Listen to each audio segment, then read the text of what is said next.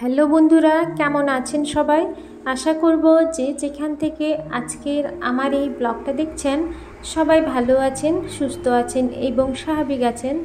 আমরাও ঠাকুরের আশীর্বাদে সবাই বেশ ভালো আছি।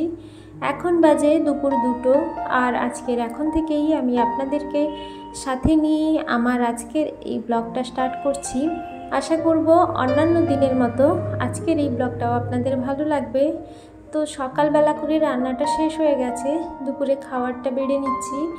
এখানে আছে ভাত, স্যালাড আর নিয়েছি সজনে শাক ভাজা। সজনে শাক ভাজা শরীরের পক্ষে কিন্তু ভীষণ উপকারী। গতকালকের ঝড়ে সজনে শাক গাছের ডাল ভেঙে পড়েছিল, তো সেখান থেকে শাকগুলো ফেলে না দিয়ে রান্না করেছিলাম। আর নিয়েছিলাম দই মাছ আর ডাল। এরপরে খাওয়া দাওয়া শেষ করে দুপুরের রান্না তো অনেকক্ষণ আগেই শেষ হয়ে গেছে।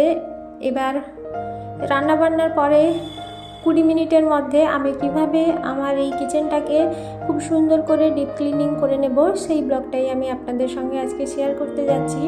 তো প্রথমে গ্যাস ওভেনটাকে একেবারে ভালো করে মুছে নিচ্ছি। আর আজকের এই ডিপ ক্লিনিং করার একটা কারণ হচ্ছে, গতকালকে যেহেতু শুক্রবার করে আমি যেহেতু ব্রত করি সন্তোষী মায়ের, আপনাদেরকে এর আগের ব্লগেও বলেছি, তো সেই জন্য কিচেনটাও ক্লিন হয়ে থাকলো, যাতে কালকে আমার আর একেবারে কিচেনে হাত দিতে না হয়, মানে সোজা একেবারে রান্নাটাই শুরু করে দিতে পারবো। তো এখানে মশলার কৌটোগুলো একটু মুছে নিচ্ছি ওপরটা, কারণ সব সময় এটা সেটা হাত দিয়ে ধরতে ধরতে কৌটোগুলো দেখছি কেমন একটু চিটচিটে ভাব হয়ে গেছে।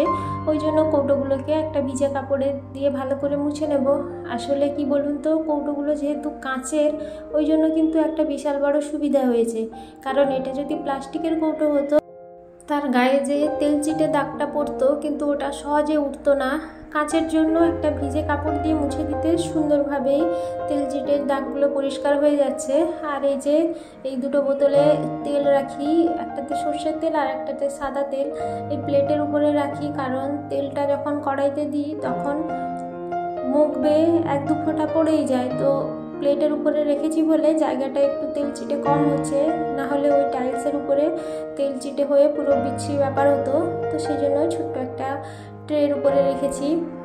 এরপরে কয়েকটা ডিম ছিল, তো ডিমের এই কৌটোটাকে ভালো করে মুছে রেখেছিলাম ধুয়ে। তো বেশি ডিম নেই, 5টা মতো আছে, তো সেটাকেই গুছিয়ে এর মধ্যে রেখে দেবো। যেহেতু কালকে একটু ছোঁয়াছুঁয়ির ব্যাপার আছে, তো সেই জন্য আমিষ জাতীয় জিনিসগুলোকে গুছিয়ে একদিকে করে দিচ্ছি। আর এই যে এগুলো হচ্ছে আমার রান্নার কাজে লাগে কাপড়গুলো, তো সেগুলোকে ভালো করে ধুয়ে, প্রত্যেক দিনই রান্নার পরে এগুলোকে আমি সার্ফের জলে করে ডুবিয়ে ভালো করে ধুয়ে নিই। তো সেগুলোকে গুছিয়ে রেখে দিচ্ছি।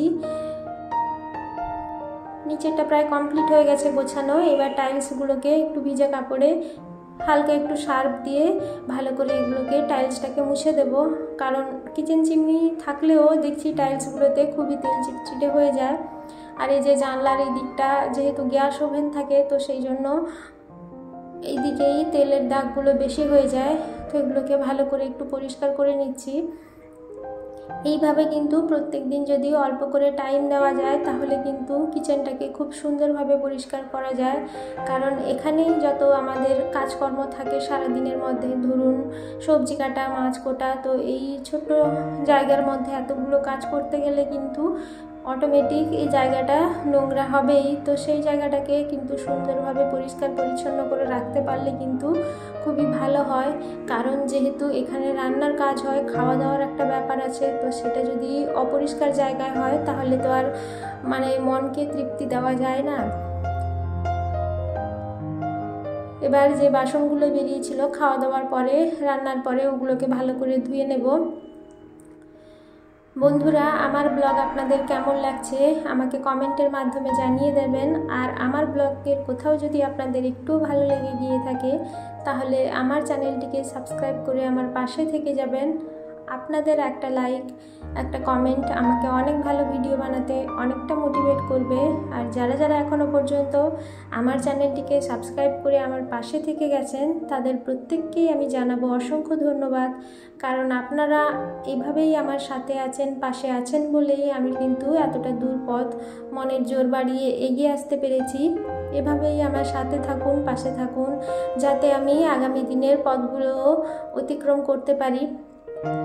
বাসনটা ধোয়া হয়ে গেছে, এবার বেসিনটাও খুব ভালো করে মেজে নিয়েছি, সিঙ্কটাও সুন্দরভাবে পরিষ্কার করে নিয়েছি। এবার দরজাটা একটু পরিষ্কার করে নিচ্ছি। দরজা আর এই যে সুইচ বোর্ডটা, এটাও কিন্তু ভীষণ নোংরা হয়, কারণ বারবার ওই অ্যাডজাস্ট ফ্যানটা চালাতে হয়, বন্ধ করতে হয়, তো ওই জন্য দেখেছি ওটাও ভীষণ নোংরা হয়। আর এমনি তো তেল চিটে দাগ আছেই। মোটামুটি সব কিছু আমার গোছানো হয়ে গেছে। এবার নিচের দিকটা একটু পরিষ্কার করে নিলেই, মুছে নিলেই হয়ে যাবে। খুবই ছোট্ট রান্নাঘরটা, দেখুন আপনারা বুঝতে পারছেন। মডিউলার কিচেন হলে তবুও কথা ছিল, কিন্তু যেহেতু নন মডিউলার, সেই জন্য এইটুকু জায়গার মধ্যে সমস্ত জিনিসপত্র গুছিয়ে সাজিয়ে রাখাটা কিন্তু খুবই চাপের। মোছাটা আমার কমপ্লিট হয়ে গেছে। খুবই কম সময়ে আমি এভাবেই আমার কিচেনটাকে পরিষ্কার করে রাখি, তাতে দেখেছি খুবই সুবিধা হয়। কারণ অনেক দিন ধরে এইভাবে পরিষ্কার না করলে পরে যখন ক্লিন করব তখন কিন্তু খুবই অসুবিধে হয়। এই যে দেখুন আমার এই ছোট্ট রান্নাঘরটা আমি এইভাবে সাজিয়ে রেখেছি।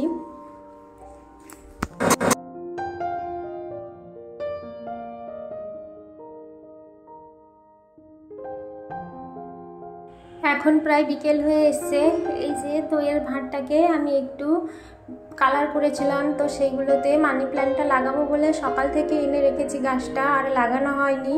রোদের জন্য গাছগুলো প্রায় শুকিয়ে গেছে, তো এখন না লাগালে গাছগুলো হয়তো নষ্ট হয়ে যাবে।